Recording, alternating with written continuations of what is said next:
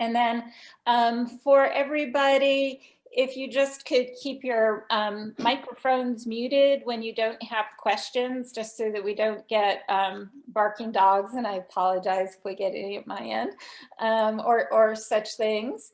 And then also, you know, if you have a question, if you could raise your hand, I'll try to watch for that. You're also welcome to enter questions into the chat. And with that, I'll have us get started. So I'm Laurie Pieper with the Washburn University BRITE Center and also the Washburn University Small Business Development Center. Got Karl Klein here, who's our regional director, and Alan Badgley, who's the director of the Kansas Tech Innovation Center. And I want to thank Alan for inviting the BRITE Center to be in charge of the fourth Fridays of the Lunch and Learns, which is why we're here today.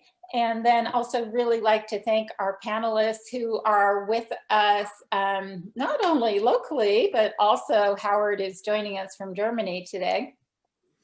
So I think our panelists can do a better job of introducing themselves and telling their stories than I can. So again, I want to thank everybody.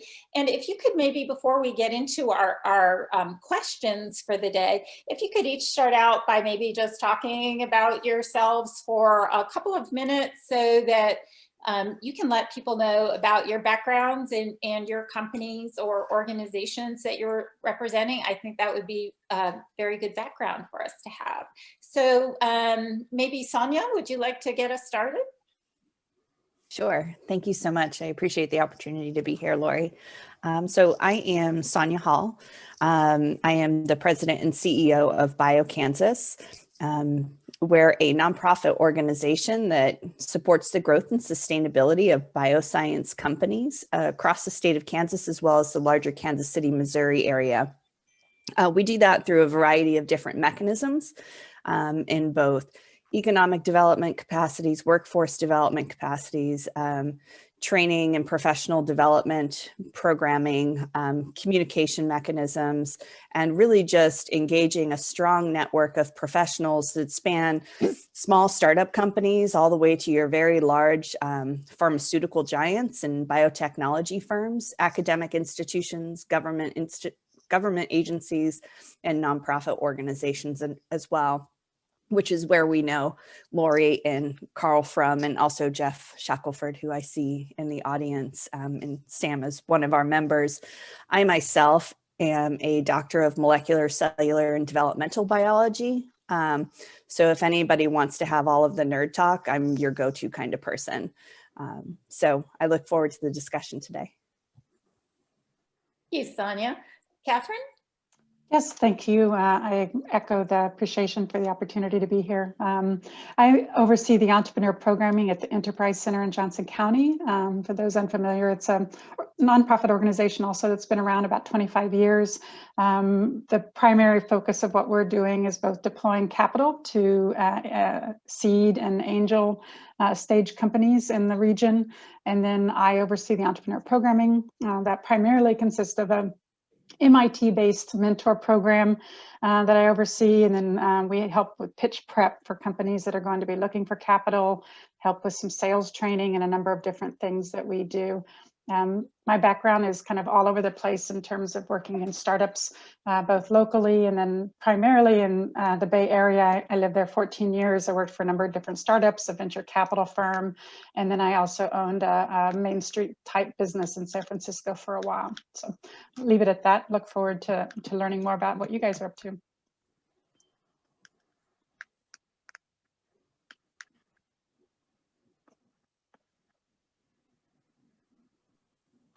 Who's next?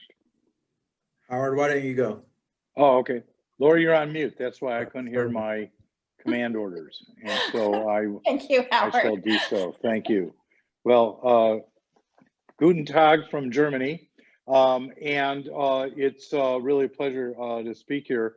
My journey was a PhD in microbiology immunology at University of Michigan. I worked on RNA viruses, which was really a good career choice 50 years in advance. And I have, my life's objective is simple, is to find a way to control and cure cancer. And so this half-century adventure has taken me through three startup companies. My first startup company is, we had an epidemic of cancer in San Francisco, and it ended up being called AIDS. And so I created a urine test for HIV. I got FDA approval for it, and we took that company public on NASDAQ and licensed it to Otsuka Pharmaceuticals in the Pacific Rim. Second company, we developed a laboratory-developed test for metastatic cancer to tell you if your therapy is working or not, and that company is being acquired right now. And in March, when I was looking forward to a nice retirement and a Monet garden in the back of my Iowa City home, March 12th, the WHO declared COVID-19 a pandemic. And the phone didn't stop ringing, that they urged me that I had to get back into the game and build a test that would change things. So that's what I have behind me. This is the panel we did to see if the prototype would work on dengue fever. And what we can do is you come in, you find out you have COVID-19, but the thing you also need to find out at the exact moment is, do I have a mild case of the disease, or am I going to get severe COVID disease? Severe, go into the hospital immediately, and the milds go home, and you just keep testing yourself for severity. So this has been a long road. I'm glad to lend my experience on what founding companies is, because I can lend it 3 times. And so thank you again, Laurie, for letting me speak. Thank you, Howard. And Sam? Okay, so thank you, Laurie and Karl, for inviting me today. I appreciate it. Appreciate the opportunity. I am also an immunologist, and my PhD is in immunology and biochemistry from the University of Edinburgh in Scotland. I moved to the States, about 28 years ago. And I went through academia as a scientist, assistant professor initially at the Howard Hughes Medical Institute, and then at the Penn State University Medical Center in Hershey, Pennsylvania. And then through, I don't know, a stroke of luck or whatever you want to call it, I ended up working at Colgate-Palmolive at Hill's Pet Nutrition on developing nutrigenomics program for them, which I did. And then after that, I decided that I've had enough of academia, I've had enough of industry, and that I wanted to actually branch out on my own. So right now I actually have, I think by last count, 6 companies. All of them in life sciences in one way or another. One of them is a manufacturing company that does pet health supplements for dogs, cats, and horses. I also just started LifeTech Diagnostics, which is a clinical diagnostics lab here in Topeka, and we do COVID testing, other types of testing coming down the pike. I also run Promune, which is a company that has a platform technology for development of vaccines and therapeutics, especially suited for emerging diseases and variants, just like the ones that we're experiencing right now. I also have another startup company, Calidum, which is doing development of radiopharmaceuticals for how to treat cancers. And at this point, I usually in the count, I kind of lose track of what I'm doing. So when people ask me what do I do for a living, I'm basically retired, because I don't do one thing. I do a lot of things, and I enjoy them all. So I'll leave it at that. Thank you, Sam. Yeah, thank you guys. Man, what a distinguished bunch of panelists we have here. And I'm going to ask a first difficult question, I think, of you guys, because I'm really asking you to narrow it down to one skill or trait. And that being, what skill or trait really helped you move your company forward after its inception? And this is to each and every one of you, I believe. Since I'm probably unmuted here, I'll just go and take that. I think for me, it's always been not taking no for an answer. Basically, failure is not an option. It seems to having that continuous drive to make something work. Obviously, you have to know when to give up on something and, you know, kind of cut your losses. But not giving up, I think, is a major trait to that one has to have, in my experience.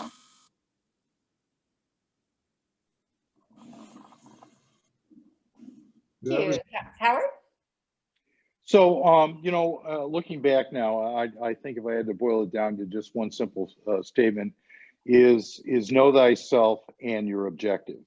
And we teach that here. I'm a proud member of a mentor of the Entrepreneurs of Tomorrow, which is a joint venture between the American German Business Club and the American Consulate here. And we basically ask the students, and I continue to ask myself, what's the objective? And so you have to ask yourself, my objective to start up is to make a lot of money, or to be a sports hero, or, you know, whatever your objective is. My objective was to find the cure for cancer. That was pretty much it, and that has been my guiding straight. Now, how does that move my companies forward? Is the company needs to have a product. And so while you're involved, and there's a lot of great academic research going on there, my objective is to have something in the hands of clinicians so they can use it. So clearly it's constantly challenging myself that, am I on track to meet the objective? What do I have to do to, what talent, what resources do I need to be able to get that on the market? And that clarity has been working for me for 50 years. Yeah, so I would say, and I think we see this reflected in the comments that the other panelists who have been, you know, kind of serial entrepreneurs have shared, is this ability to think strategically, right? So how do you operate within the intersections and find unique and novel opportunities, or realize the distinct potential that your idea or your discovery may have?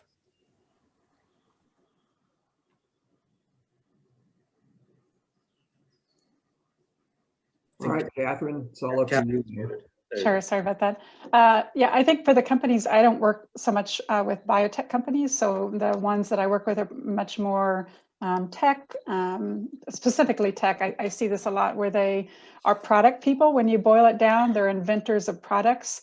And at that early stage, they feel that if I build it, they will come mentality a lot. And so I think the two areas that so many people struggle with is learning to do sales, you know, and also understanding their financials.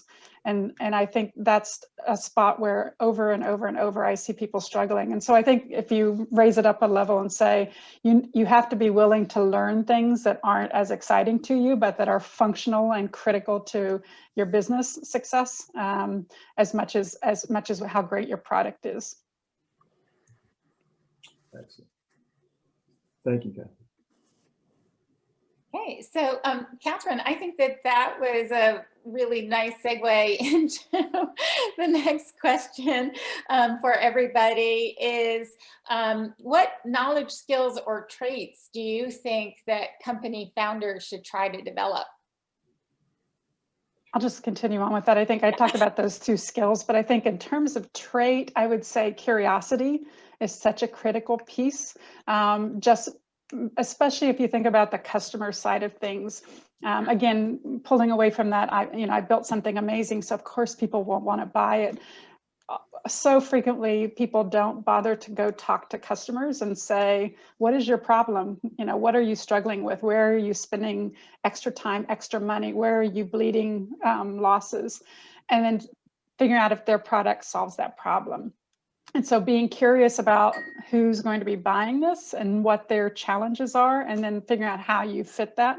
It's so often people go, I have this great thing and you should buy it. And it sort of stops there. So I think that trait of curiosity and willingness to ask questions of the end customer is super critical.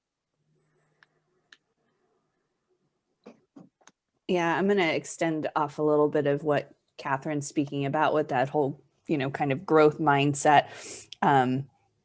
I think one of the critical factors for success is really knowing when you need to reach out for support and admit that you don't know something or have that expertise, and be sure that you're surrounded by the right people to be able to provide that input, right? And fill the gaps that you have as an entrepreneur and a business person.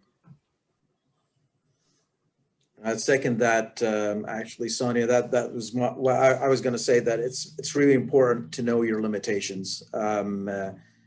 Trying to do everything on your own may look attractive, but it's a recipe for disaster. And knowing when to give up parts to other people and letting go, that's a really important trait. I think certainly for coming from a scientist background, it's really hard sometimes to let go of, you have your pet projects and you've worked on them for life, and but you gotta be able to know when that time is, and then to bring in the right people to help you move the overarching need forward. So I think that definitely is a major trait that has helped me as well. Howard? Kathryn, you want to go ahead? Or you want me to go ahead? Fine. You're forcing me to look back on 50 years. And so I boiled it down to a few bone mots that I could. I think that if I had to look back at the skills and traits that I use the most, and not in any particular order, I think, Sonia, you may have said it, as business strategy is everything. You really need to have strategic thinking. Playing chess in high school, probably very helpful. But problem solving, how do you learn leadership? You learn leadership by getting out there and trying to lead and do things that work and don't do things that don't work. What's terribly critical for me is investor relations, is to be able to summarize the status of where we are, and with the overarching principle of transparency. If something goes wrong, or you sense something's going wrong, you have to find a way to communicate that to your investors, and then you have to figure out how to solve that problem. So you know what?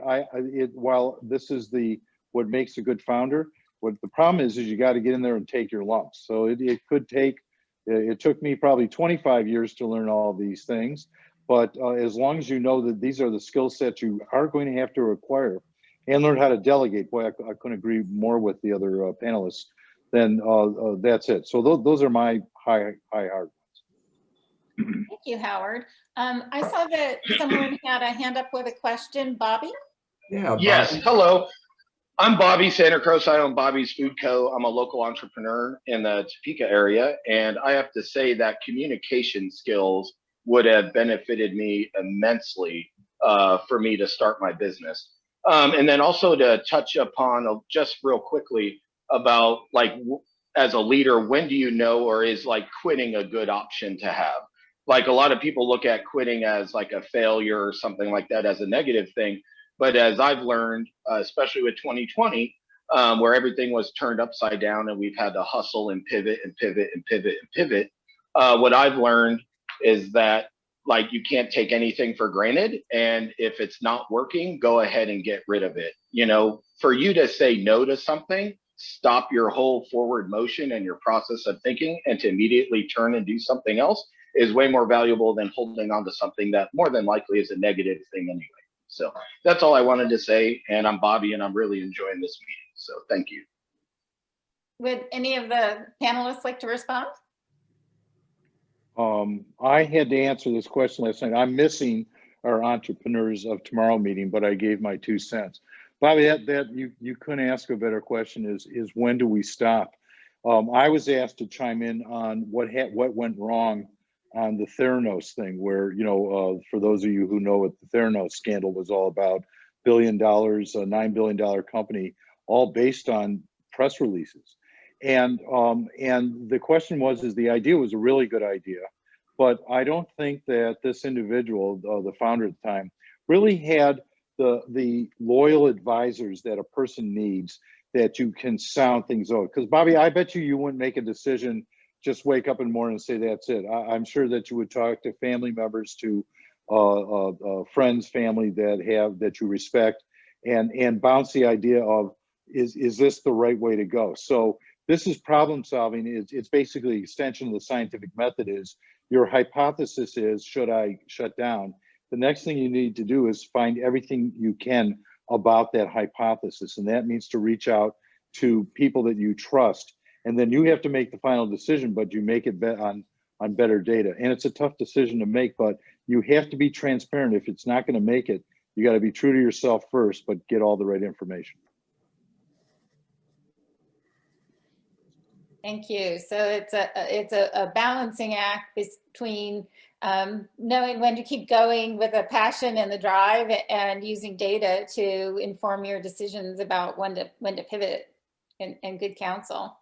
And Laurie, I think it's important too that it's something that you do from the start, right? I think it's kind of related to your long-term vision, ongoing targets and goals towards exit strategies and things like that. If you're in the middle of it and you haven't had that thought already, you miss something 5 steps back, right?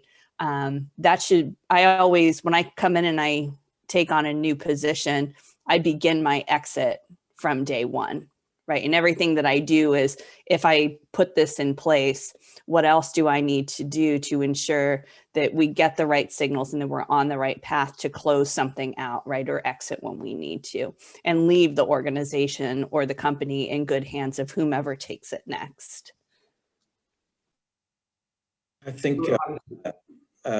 think also taking your time to build something. So I'm always very careful not to get ahead of my skis. I always try to move slowly and be very deliberate about how to build a business so that you can grow it. So you build it for growth. I'm one of those people that I've licensed technologies, raised money for other businesses before, but certainly for the businesses that I have currently, 2 of them are, one of them was basically I started from 0 and now is well over $1 million company, and the other one is also self-funded. The idea is that you have to always factor in, how do you grow a business but not get it too big too soon, because growth has a cost. So you always have to be very careful so that you don't end up killing your own baby, essentially, when it comes to it. That, I think, is also another trait, is being able to control the growth, control the speed of where you're going, not getting, I mean, I'm looking at Joe and I say, talk to the bank at the right time, and don't go too far with something. Make sure that you have a good foundation to build on. I think that that's critical. And I think a lot of companies that fail in the end, they tend to try to take on too much.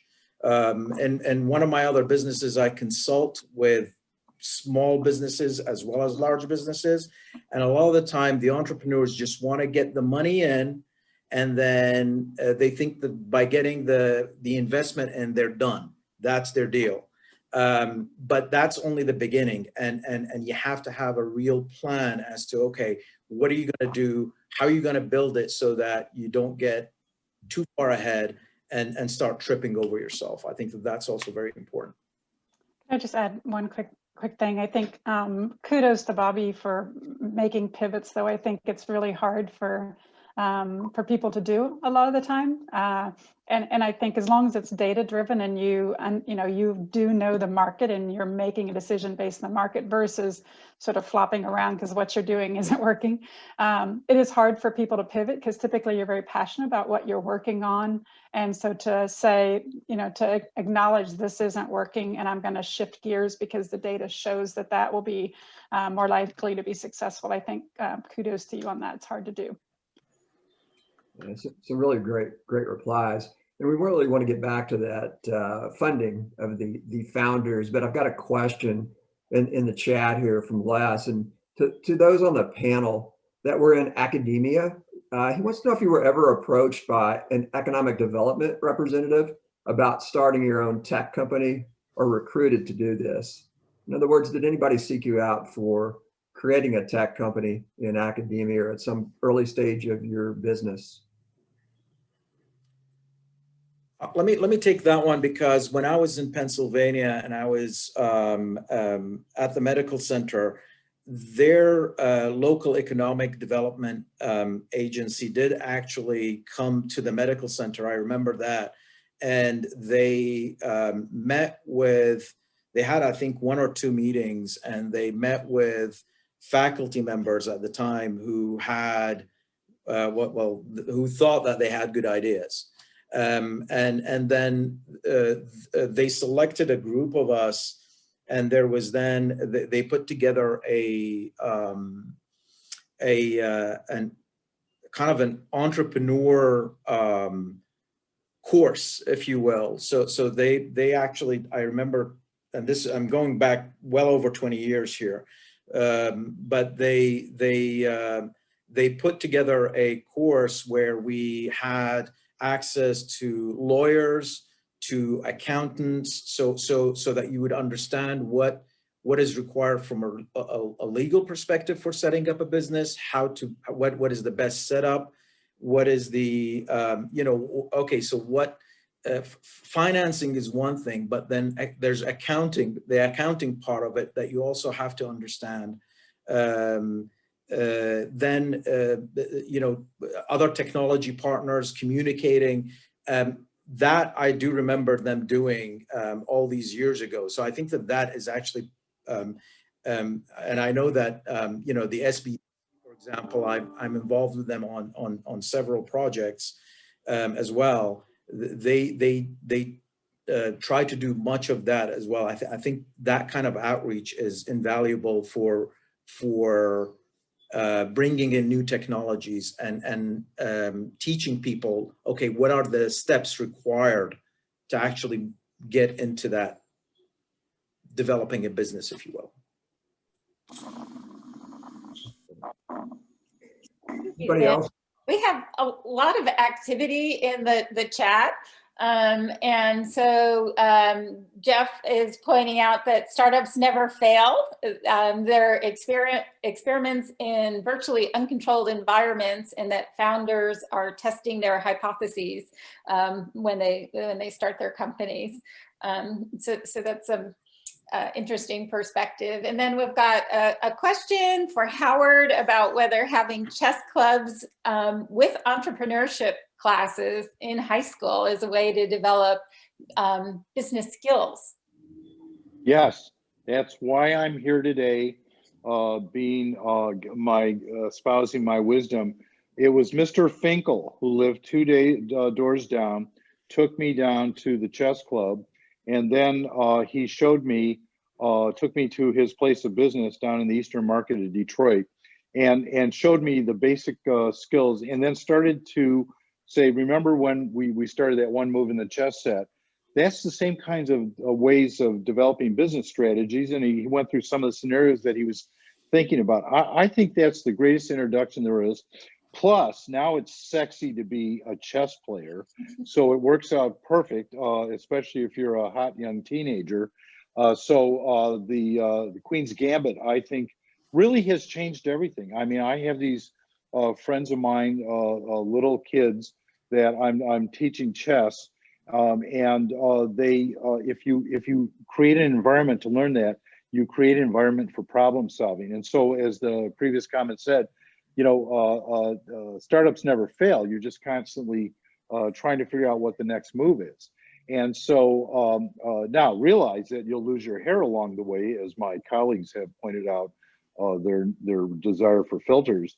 But the fact is that if you teach kids scenarios early, they start to get it, and they start to see that there is a creative source of energy in here. And learning chess, I just think, is one of the great things that you can do in high school. Great, thank you. And then another question from Kevin regarding new capital for starting a business.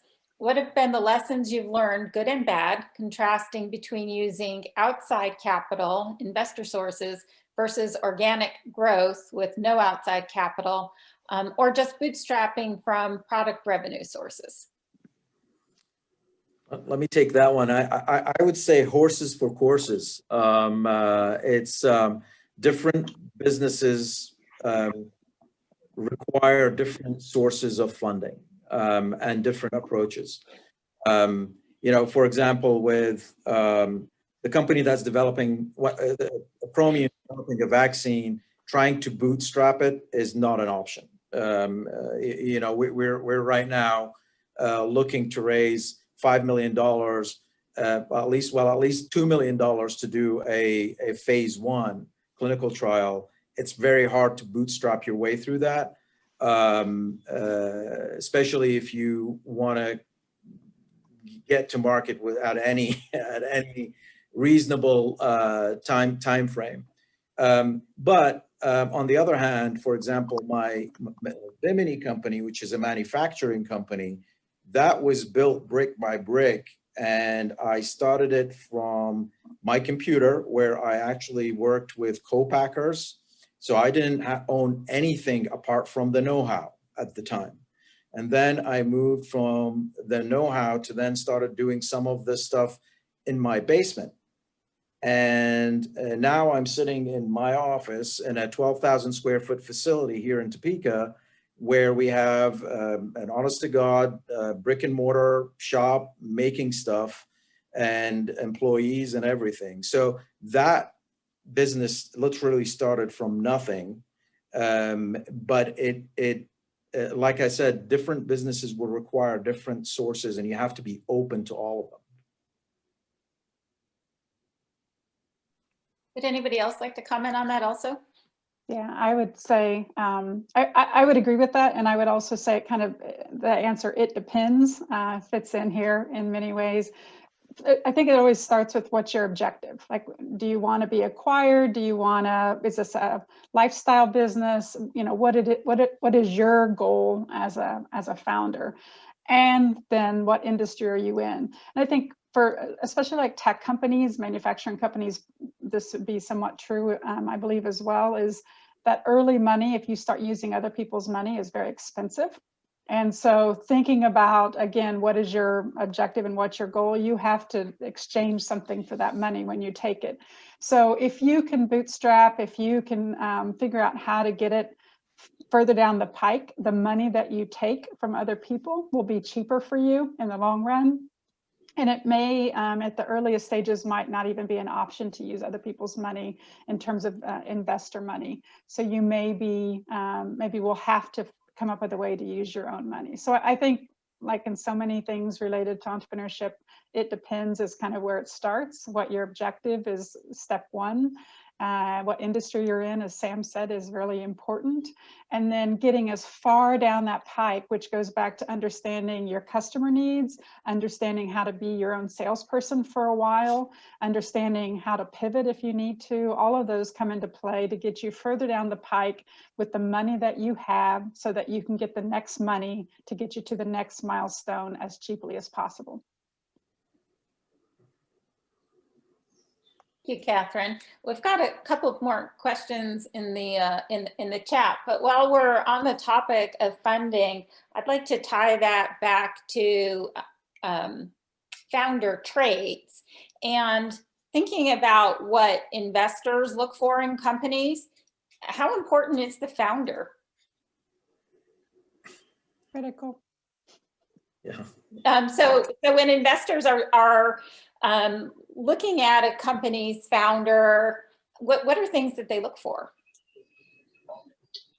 Howard? I have to chime in here. I'm trying to, I have a inquiry into the Smithsonian to find out if I have set the record for being a founder who's been fired from 2 companies 7 times. And it's like the movie, thank God there's a bunch of old timers on here. It's like the movie Silver Streak, where Gene Wilder is constantly being thrown off the train and has to figure out how to get back on again. I finally developed the following theory. And quite frankly, my third company is the board of directors is my brother and I. You're going to get common shares of stock and you're going to like it. And the reason why is that I can tell you that whenever the founder loses the support of his or her board of directors, it's over. It's just simply over. The founder is everything. The founder was the one who came up with the idea. The founder was the one who passionately presented the business plan to the investors. The investors came in. Kathryn, you couldn't be more right. One of the other things that one has to be very cognizant of is where you are and whether you're in the family and friends, the seed state. I've come to reevaluate what angel investors means. I didn't realize that a lot of angel investors are actually angels that wait till you die before they come and visit you. And so you really kind of have to summarize what funding do I really have access to. And but I must tell you, the founder is everything. Is once they lose confidence, it's over. It's basically a dying whale if it got to any size, or a dying minnow, but it will die. And so you really that's why I get back to investor relations. You really have to make sure everybody knows what's going on and what needs to be adjusted to move forward.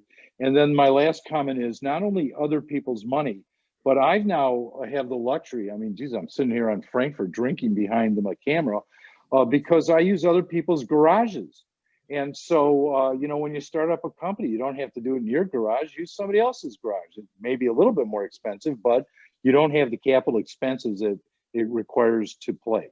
So that's my 2 cents. Founders are everything. Thank you. So maybe somebody could elaborate on that.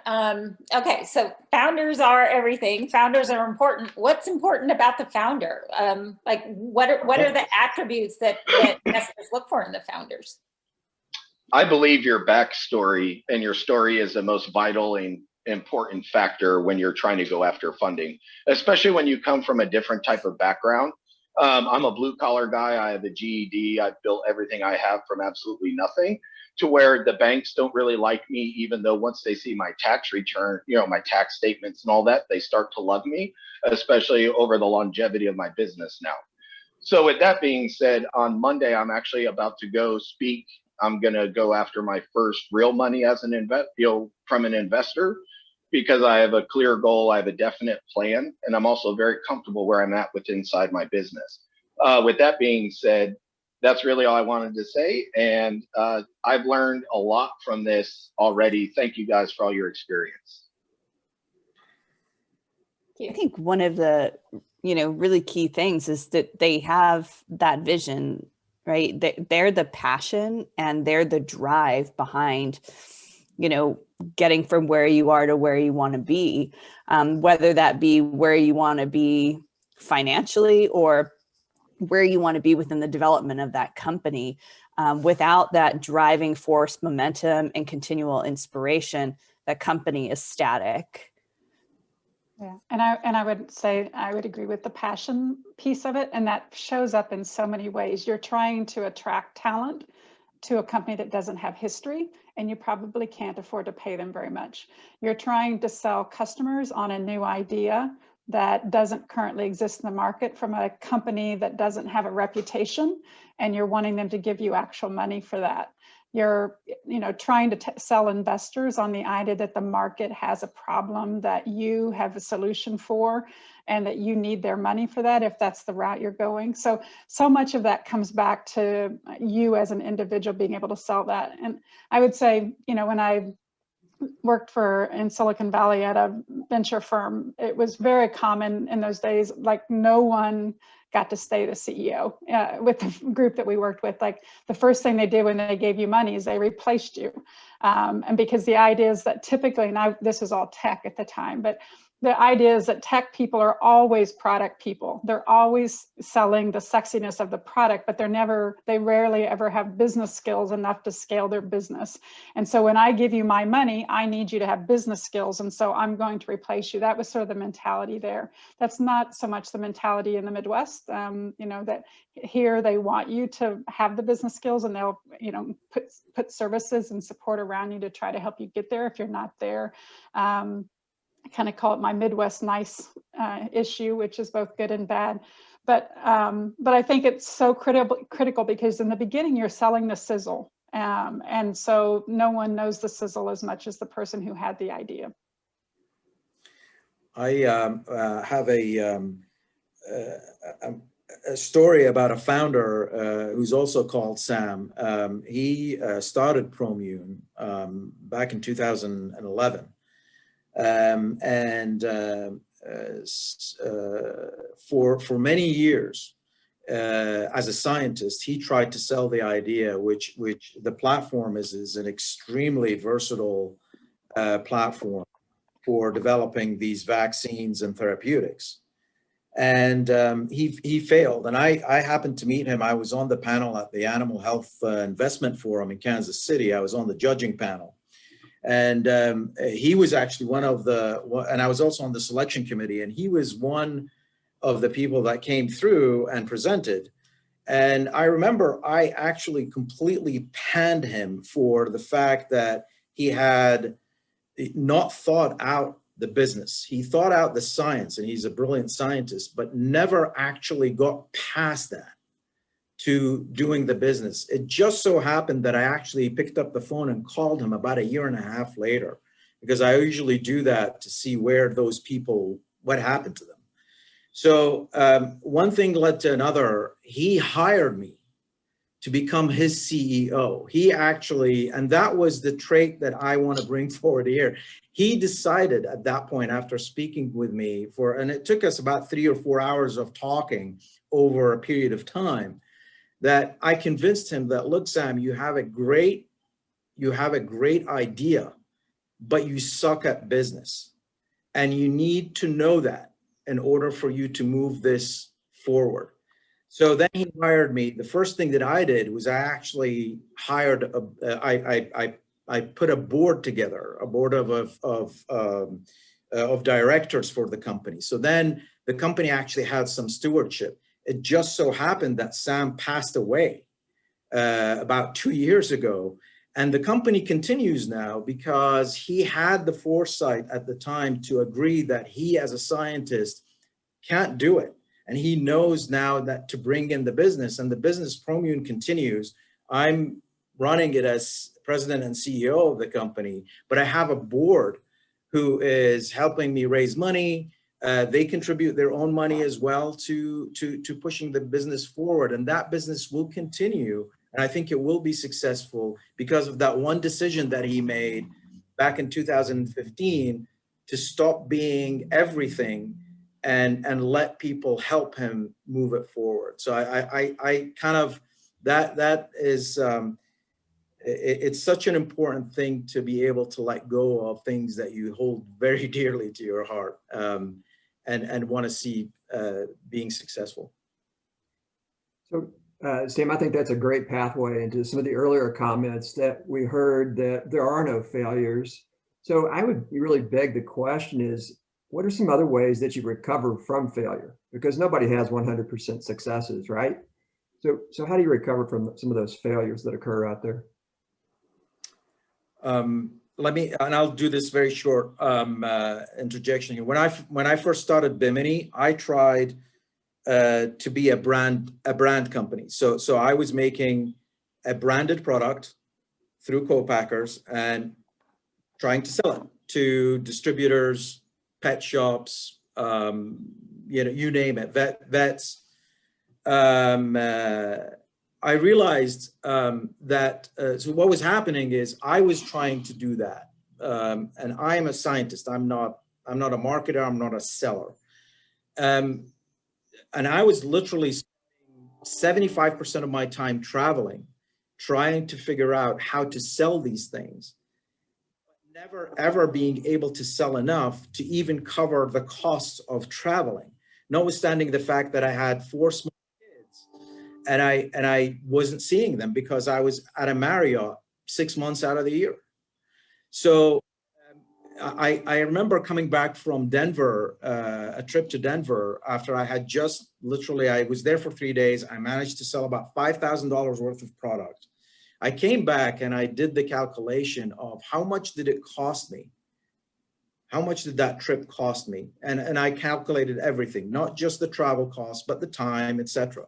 And how much was it bringing in? And I realized at that point that trying to do this is insane. So that was the moment that I decided, okay, I'm going to stick to what I know best. I know how to make stuff. And I started then manufacturing. I started becoming the guy who would design the product, who would make the product and let somebody else sell it. So we are a private label manufacturer, and we make custom products and private label products for others to sell. Since I made that decision, the business has literally gone up like that.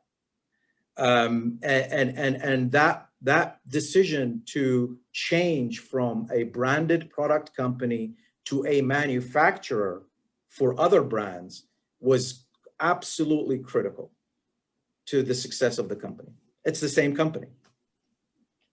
I think that on the failure path, I think the number one thing that I see people do well or fail well is that they're humble about it. So they're looking for the lesson. So they will, they'll talk to the people that didn't want to buy their product, or people that didn't want to give them more money, or whatever the fail points they can find, and ask, like, why, what's your perspective on how this failed, or what I did wrong. And you have to have a certain level of ego to start a company. It's a hard thing to do, and so that's kind of to take it and turn it around and say, I'm going to ask you to tell me what I did wrong, is a really hard thing for people to do. But I think that's one of the most critical things that you can do, so that when you start the next thing, and most people will, and I think a lot of the points at which people fail is that they're inventors versus business people. And so learning that also is a really important lesson, and maybe that's what you'll pull from that. But I think just being humble and letting people tell you the honest reason why, because sometimes you can't see it. Thank you. So I love a comment from Les on that, which is maybe we need to have a seminar on how to fail well. Let's see. Okay, a question from Kevin for each of the panelists. As you have founded companies and grown them, what's your plan on recruiting talent as you grow your employee base? Where do you look for workforce talent, and what are some of the limitations you've faced? That's a great question. And I'll tell you where my philosophy has now gone to. I was fortunate that when you're in the San Francisco Bay Area and it's the 80s, the number one hazard is tripping out over all the money that's available. And so it was nothing but resources everywhere. I mean, I would snap a finger if I needed a lab technician that could do this, that, and the other. There was just available. So, that's why the Bay Area became, the center of the beginning of the computer technology and biotechnology, all these things, because you had the perfect storm, and they did that by design. You had major universities, Berkeley, UCSF, Stanford, all in one area. You had lots of money on Sand Hill Road. You had all the experience you needed to do it. What I do now is I sit back and I say, while we're having problems with social media and the internet and misinformation, it still works. And so what happens for me is if you go to my website and say, I love what you're doing and I want to find a way to work with you, I don't recruit anymore. People just come to me. So it got to a point where I was just beneficially in the Bay Area. Now I'm in Iowa. I came up to Iowa 35 years ago because they promised to build the state more into a technology state and they did it. So now that I've come back, I don't have the same access to resources that I had in the San Francisco Bay Area. But now some of your businesses are agriculture related, what have you, you have the talent.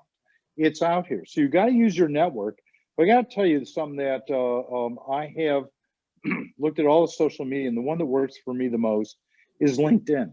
I've done licensing deals with big companies because I could find somebody who's in another company through LinkedIn and work my way through the system. And you can also find people that are qualified. Indeed's a very good recruiting service that I use also. So there's all these tools that are out there that you have to decide on yourself which one works the best, try them all out.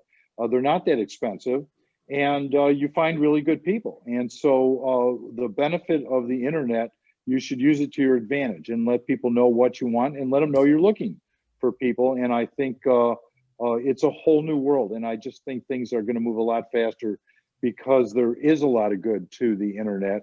And that's what I'm focused on.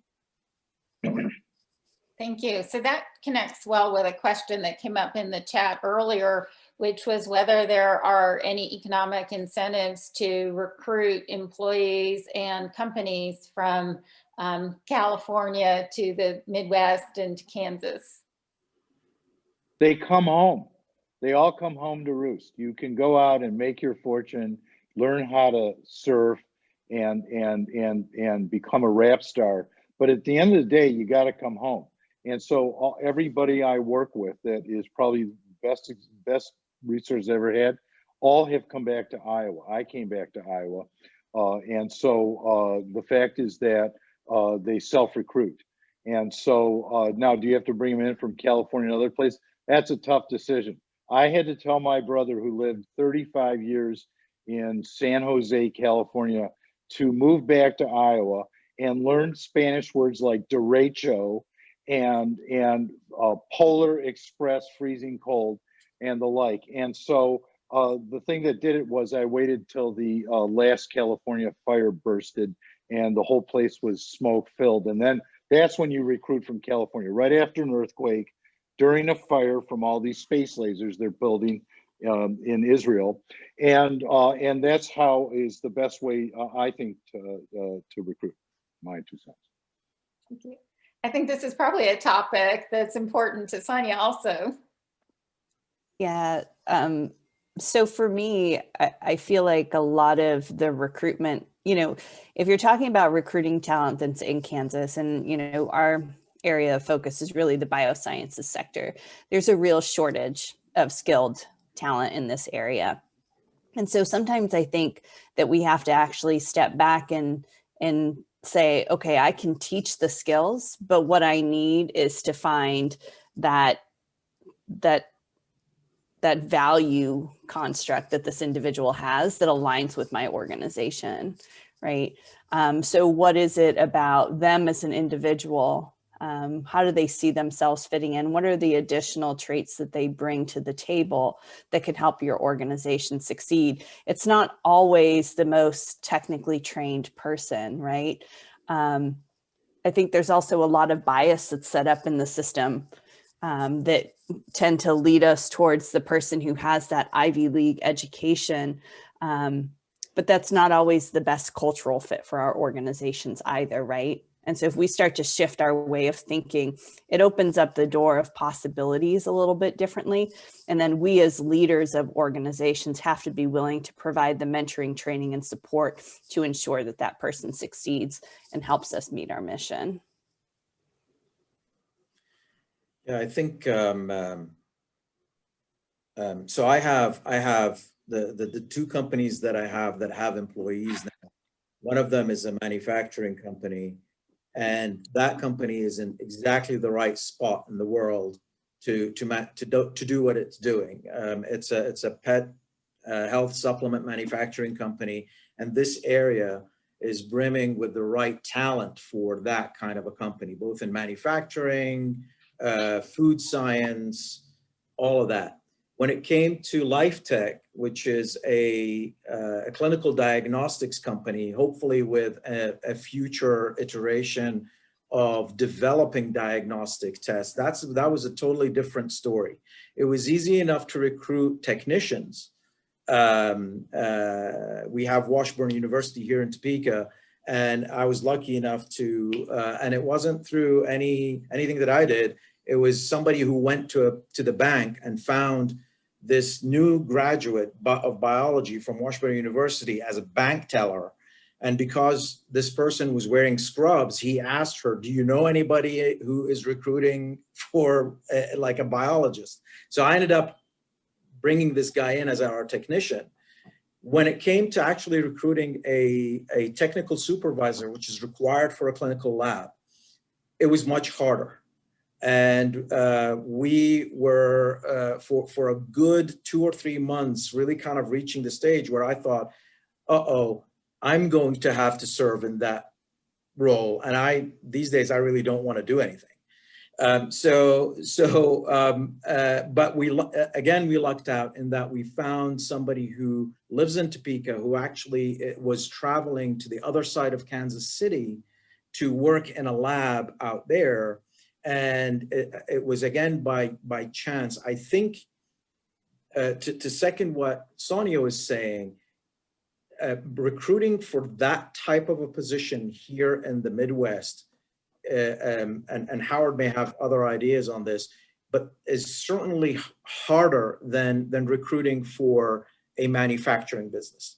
So I think while we have the infrastructure and we have the talent here for like something in manufacturing, when it comes to something that is R&D based or more biomedical, it becomes really hard to find the right talent in this area.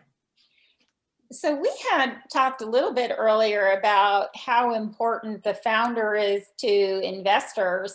That makes me ask, how important is the founder to these really key employees that you're trying to recruit? Also really important, because I think, again, you're asking people to come work for you, and you have no track record. You're doing something new. You have a very short time frame to get to market a lot of times, or at least an accelerated time frame, and you have to lay the groundwork for like, how are we going to get there? And so it all comes back again to and that's part of finding the right talent. If you hire the wrong people, I see this a lot in tech companies, again, which is kind of the bulk of my experience, where they'll hire somebody that's a marketing person but they think they're a salesperson, because sales and marketing are always said together. And then they end up spending a lot of time and money not getting anywhere, and no deals happen. So again, if that founder is not sophisticated to recognize that, they're hurting themselves. So there's a lot of ways where the staff, both in recruiting, managing, getting the vision across, all comes back to that founder again, and their ability to understand the business, how to motivate, how to work the money where it works out, because you have limited resources. All of that is so critical. Thank you. So we have a number of students from Washburn University here who are studying entrepreneurship, and we also have I know people who are attending today who have started tech companies or are interested in starting tech companies. So what advice do you have for them? Go do it. Jump in. I think finding mentors is super important. Always be learning is super important. Read books, talk to people who've done it, find people who failed doing similar things, talk to the people that didn't make it just as importantly. Getting out in the community, meeting people. I think especially if you, going back to your earlier point, if you think raising capital from investors is the path you're going to take, you can't just call those people and say, hey, I'm ready for you to give me money now. They have to be in your network, and you have to start that early. And so figure out what the community events are that are taking place and attend those and meet people. Figure out how to explain your business very succinctly, very clearly. always be open to learning that what you're planning on doing maybe needs to tweak some way. So I think you can't stay in your garage and be building something and then pop up and go, okay, I'm ready for you to, you know, throw all these resources at me. It's not going to work that way. So curiosity, access, building your network, asking questions. Yeah, I couldn't agree more. And the fact is, today's entrepreneurs have something that we didn't have, and that's lots and lots of videos on lots and lots of entrepreneurs that have made it, that haven't. It's required reading to read Steve Jobs' biography. It's required to see this. But now go on YouTube and find the guys and gals that failed and listen to them. The world is yours. YouTube alone.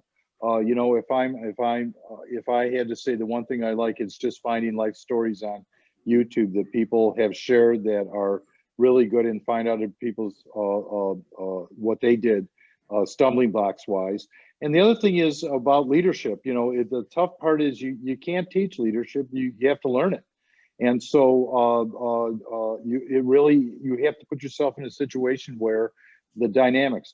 The fastest way I learned leadership was realizing that I just got my PhD, and now I'm making half the amount of money as a postdoc, but at least it was all tax-free. I never understood that pitch. But what was told to me was, stop bothering me, get a job as a waiter. Simply game-changing life experience. You know why? You live by your wits. Because if you go by a table and you annoy them, you're not going to get a tip. If you go by a table and you read the table and you read people's faces and you read people's moods and things like that, you can make a good living in the waiter business, especially if you end up being the maitre d' of a five-star restaurant. That'll be on the next discussion we have. So anyway, so the YouTube, the Vimeo, what's out there is really spectacular. Learn from other people's mistakes. They're out there, they're great stories, and start at where every entrepreneur should start, and that's Steve Jobs' biography. Like him or hate him, he did what he did. Yeah, and Laurie, I think I want to reinforce some of the things that Kathryn said. Surround yourself by good people, right? Become part of the critical network. If there are people that are in the position that you want your company to be in, or doing the things that are similar to what you want your company to be doing, integrate yourself into those groups. I think also listen just as much as you talk is a critical thing, right? You have to be able to talk about your business, but listening to those stories and those lessons that other people have to tell is critically important. And never forgetting, and I think this goes a little bit to one of the things that Bobby alluded to, you get to define success at each step, right? And success can be redefined over and over and over again as you make steps towards your accomplishments. But what somebody else predetermines as being necessary for success isn't always accurate. And so push back against those preconceived notions of what you need to be able to succeed. I'll add one last thing to all of the great comments is, don't let the fear of failure stop you from doing it. I think a lot of people feel that if they fail, somehow the earth is going to collapse on itself. It really doesn't. I think when you fail, and if you're tenacious enough, you will find another way of making it work. And I think that is, I see it in a lot of my family members, extended family members who have they want to be business people, they want to start businesses, but they can't give up the paycheck. They can't give up the safety of having health insurance. My life was made easy for me. I got fired from my job. And I decided that I'm not going to work for anybody else, ever. And I created my own destiny. Now I own my life. Nobody could tell me what to do. I can come and go as I please. I can not work, or I can work, or do whatever I want. And by the way, we were very close to bankruptcy. In fact, I mean, I say it now to my wife, but at the time I didn't dare ever say it to her because she would probably have jumped off a cliff. So don't let the fear of failing and doing something that you want to do stop you from exploring it. And I feel that a lot of people have that fear, and I think if you can rationalize it somehow, it just will open so many doors, and you will then know what you can and can't do. Cultivate the beginner's mind every day. So Sonia and I were talking the other morning, and we were talking about this discussion today and thinking about traits that we would look for in company founders. And the conversation turned to, what are the things that we recommend that company founders learn how to let go of in themselves? So Sam, something that you talked about is, people having to learn that they sometimes need to give up a certain amount of control, or, let somebody else take over a certain part of the business. But as you think about, traits that people need to develop and traits that they need to let go of, what might be some traits that people need to let go of in the process of becoming that great company founder?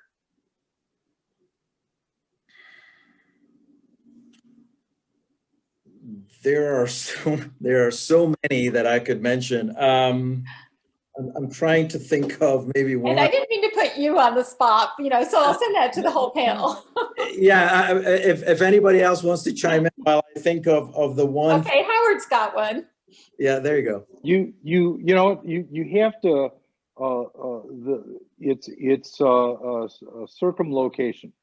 You have to know where you are in the life of your company.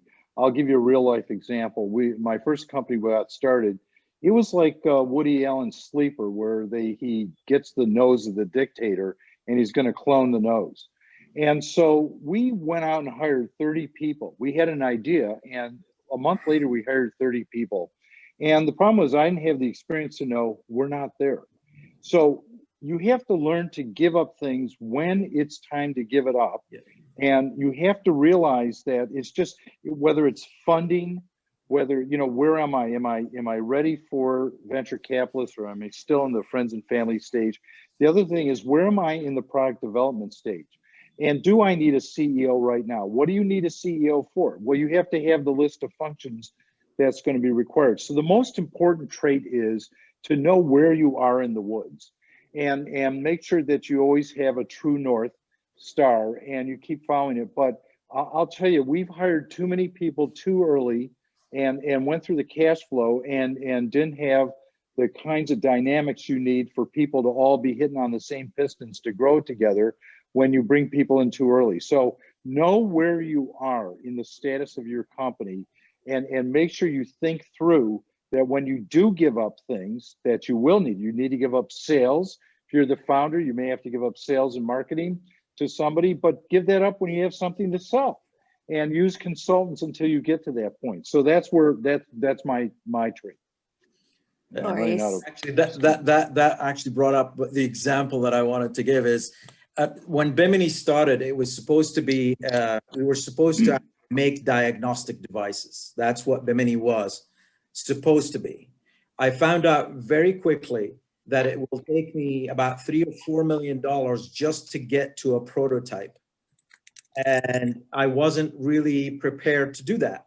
So I thought, well, let's do something else, generate a revenue stream, and then eventually maybe I'll get to doing diagnostics, but let me give up on it right now and do something that I think I can do.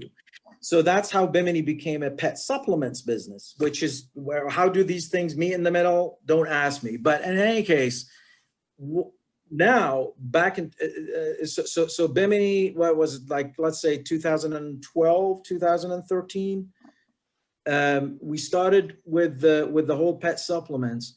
In 2020, I started LifeTech Diagnostics, which is the diagnostics company that I wanted to start back in 2012. So I think what Howard said is exactly right. Is you gotta know when the timing is for what portion of the business to go with as well. And sometimes it's a very apparent, and sometimes you just have to find these things out. I would add also, Go ahead. Okay, I was gonna say, sorry about that. I would say discipline is a really critical thing. And I think, again, I primarily interface with technology startups. But I think what I see so often is they're trying to boil the ocean. Their idea, every customer, potential customer they talk to, this idea could be this for that person, and this for this other market, and this for this other market. And so it's kind of like this breathless, oh yeah, and pretty soon their resources are stretched super thin, and they're trying to do a little bit in a lot of places. And what we spend a lot of time doing is going, you got to focus, like pick one and try to go deep enough in that one so that you can prove some success, and then add other verticals or other markets or other products as that makes sense from a business perspective. But don't try to be all things to all people, and don't try to serve all people right out of the gate, because you're going to run out of money before you get any traction. And without traction, you're not going to get more money. So I would say discipline is a critical.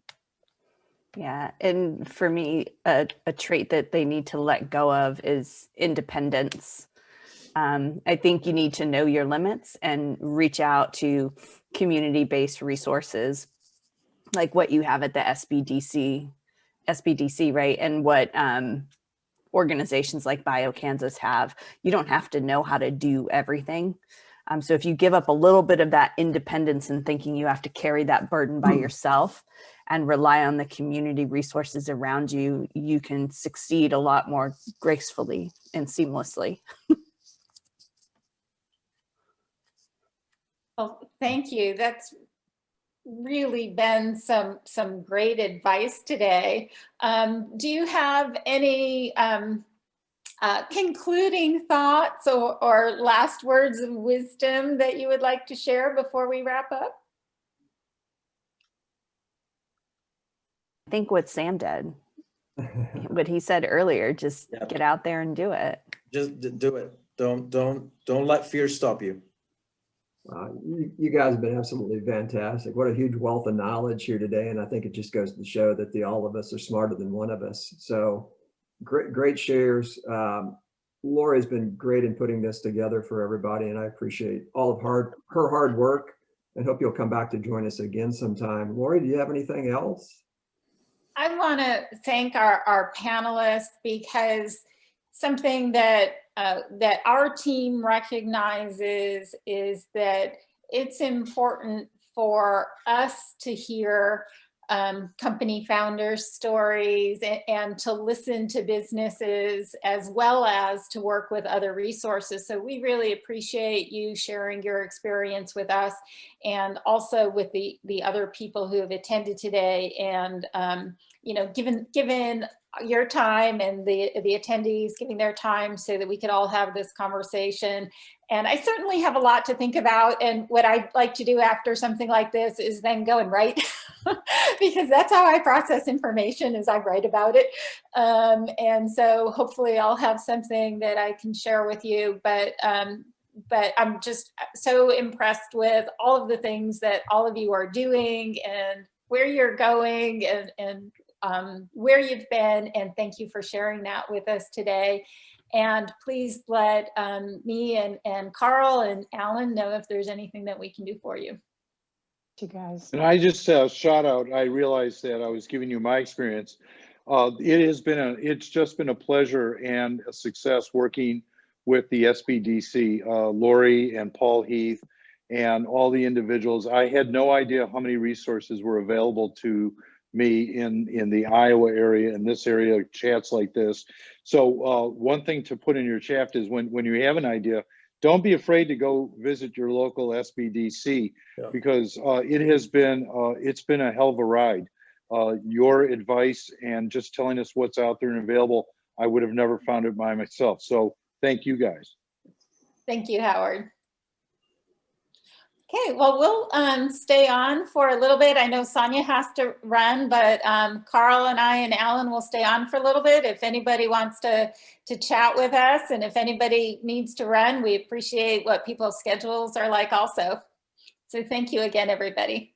Great. Hey, Thank Laurie, you. just very quickly, I want to thank your panel. You guys did a fantastic job and great information.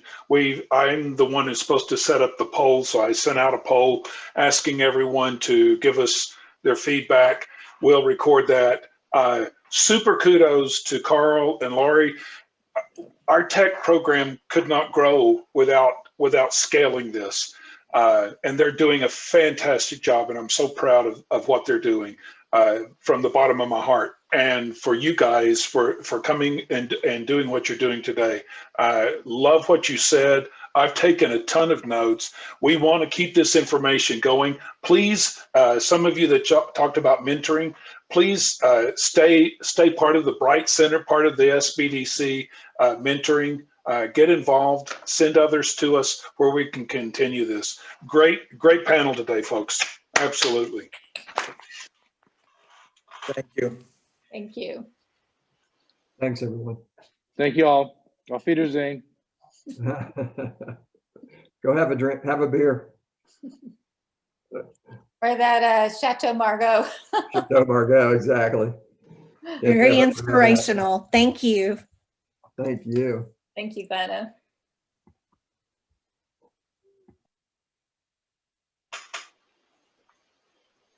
Jeff, thanks for being here today and connecting us with Kathryn.